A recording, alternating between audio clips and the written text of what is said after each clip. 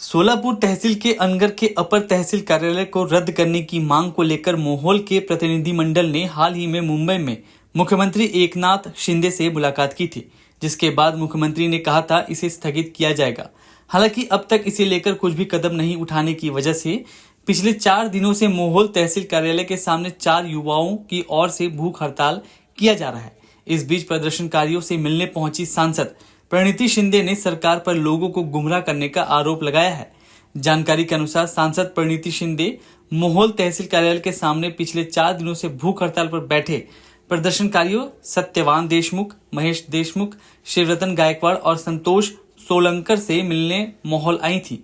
इस दौरान उन्होंने कहा कि जब तक जीआर रद्द नहीं होगा यह प्रक्रिया नहीं रुकेगी। इससे पता चल रहा है कि मुख्यमंत्री ने समिति को 100% गुमराह किया है। उन्होंने कहा कि कुरुल, कामती या मोहोल को छोड़कर किसी अन्य क्षेत्र में अपर तहसील कार्यालय अन्य जगहों पर जाने नहीं दिया जाएगा। सांसद शिंदे ने कहा कि मैं चाहती हूं कि अपर तहसील कार्यालय कामती, कुरुल क्षेत्र में हो। इसे वहां करने की जरूरत है जहां लोगों को सुविधा हो। अगर कहीं भी यह कार्यालय होता है तो इसका मैं पुरजोर से विरोध करती हूँ। जब तक जीआर रद्द नहीं होगा यह सिलसिला नहीं रुकेगा। प्रशासन के अधिकारियों से फोन पर कितनी भी बात कर लो, बात नहीं होती। आपकी अंदर से मिली भगत है, लोगों के साथ खिलवाड़ किया जा रहा है। सोलापुर लोकसभा के सांसद के तौर पर मैं इसे बर्दाश्त नहीं करूंगी। मैं आम लोगों के लिए लड़ूंगी। अंत में उन्होंने यह भी कहा कि इसमें किसी को राजनीति नहीं करनी चाहिए।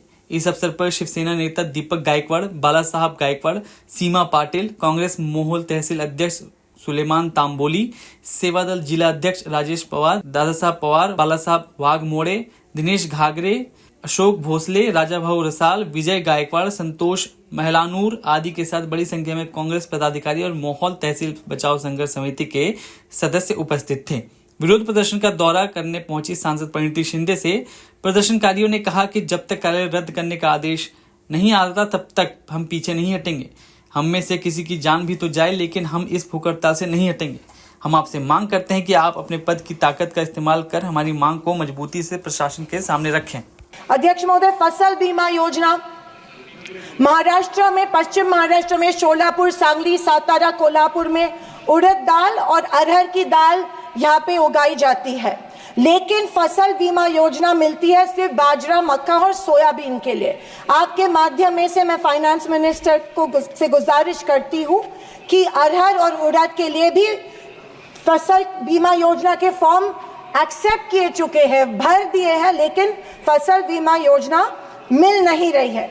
अध्यक्ष महोदय, पंतप्रधान आवास योजना, आदरणीय फाइनेंस मिनिस्टर जी ने कहा कि एडिशनल 3 करोड़ हाउसेज घर यहाँ पे इंक्रीज करके इस बजट में दे रहे हैं, लेकिन पंतप्रधान आवास योजना का टारगेट अभी तक महाराष्ट्र को नहीं मिला है, क्योंकि ये योजना जो है गांवठान जमीन पे घर बांधे जाते हैं, लेकिन असलियत ये है कि गांव में गांवठान जमीन है ही नहीं। जब कलेक्टर के पास जाते हैं तो कहा जाता है कि गांवठान जमीन नहीं है, गायरान जमीन ढूंढ के लाओ, हम आपको पीएम आवास योजना देंगे। अभी गांवठान जमीन लाएंगे कहां से? तो आपके माध्यम में से मैं फाइनेंस मिनिस्टर को रिक्वेस्ट करती हूं कि सारे कलेक्टर्स, डिस्ट्रिक्ट कलेक्टर्स को आदेश दे कि जितनी भी गायरान जमीनें हैं गाँव में, उनको गांवठान करके पंतप्रधान आवास योजना लोगों को लागू की जाए और सारे जो पेंडिंग प्रपोजल्स हैं वो एक्सेप्ट किए जाए। और मेरी आपसे ये गुजारिश है कि 1,40,000 रुपए इस योजना के लिए मिलते हैं, ये बहुत टुटपुंजी है, इसके लिए 2,50,000 दिए जाए पंतप्रधान आवास योजना के लिए। अध्यक्ष महोदय, मुद्रा लोन 2014 में प्राइम मिनिस्टर ने बड़ी एम्बिशियसली मुद्रा लोन की घोषणा की थी। कल फाइनेंस मिनिस्टर ने इसकी जो राशि है 10 लाख से लेके 20 लाख की, लेकिन मुद्रा लोन उस पीरियड में उन्हीं लोगों को मिले जिनकी सिफारिशें बीजेपी के कार्यकर्ताओं ने की थी, जबकि सामान्य आदमी जो है, आम आदमी जो है, उसको ये लोन नहीं मिला था। सिर्फ कुछ चंद लोगों को ये लोन दिया गया था। मेरी ये मांग है कि कोरोना के टाइम पे जो लाभार्थी मुद्रा लोन का कर्ज फेड नहीं पाए, उनके लिए जैसे अपने अदानी अंबानी के लिए कर्जा माफ किया है, वैसे इन लाभार्थियों के लिए भी कर्जा माफ किया जाए, तुरंत माफ किया जाए मुद्रा लोन का जो परत फेड करने का कर्जा है।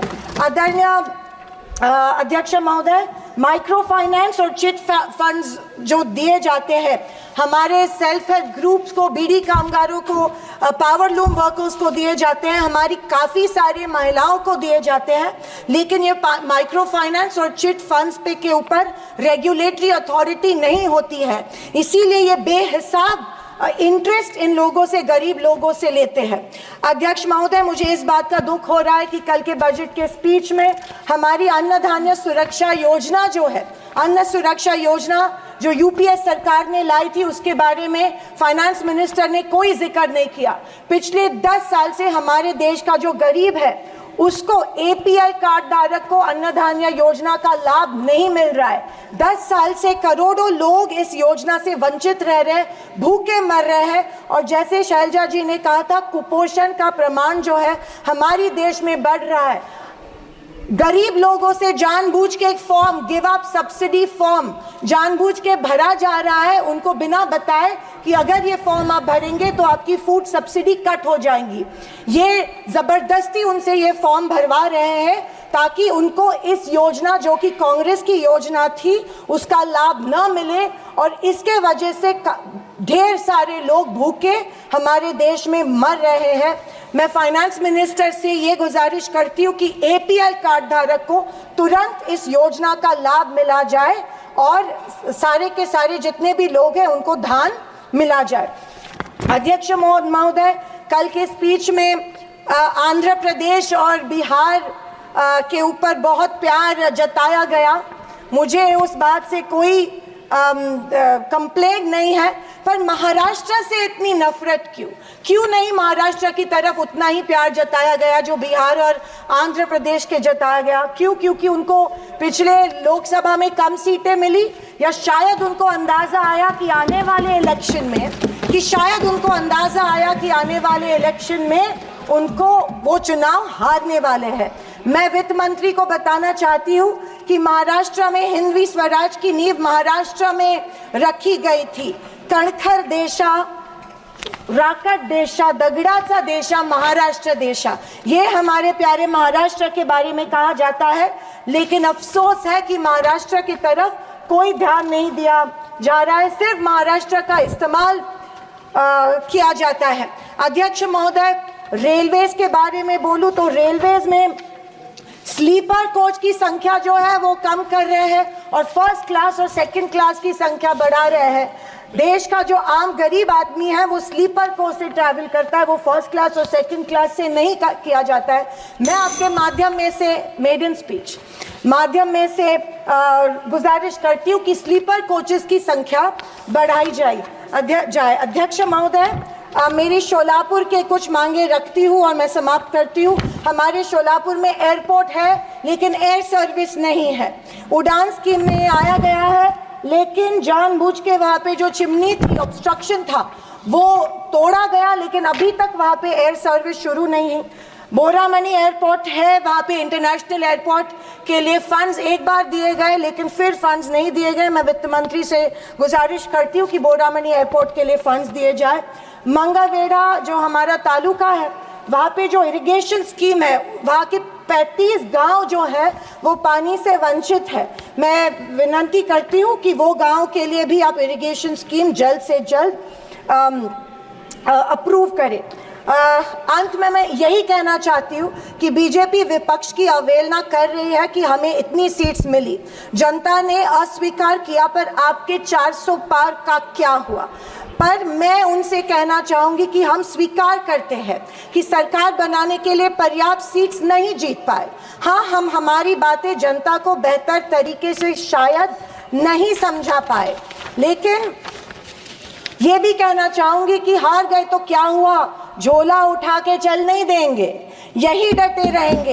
एक मजबूत विपक्ष के रूप में भारत की जनता की आवाज बुलंद करते रहेंगे, सिर्फ और सिर्फ इस देश के लिए और इस देश के जनता के लिए। और आखिरी कुछ शब्द कह के मैं समाप्त करना चाहूंगी कि सत्ता की लालच में न फैलाओ समाज में ध्रुवीकरण का रोग।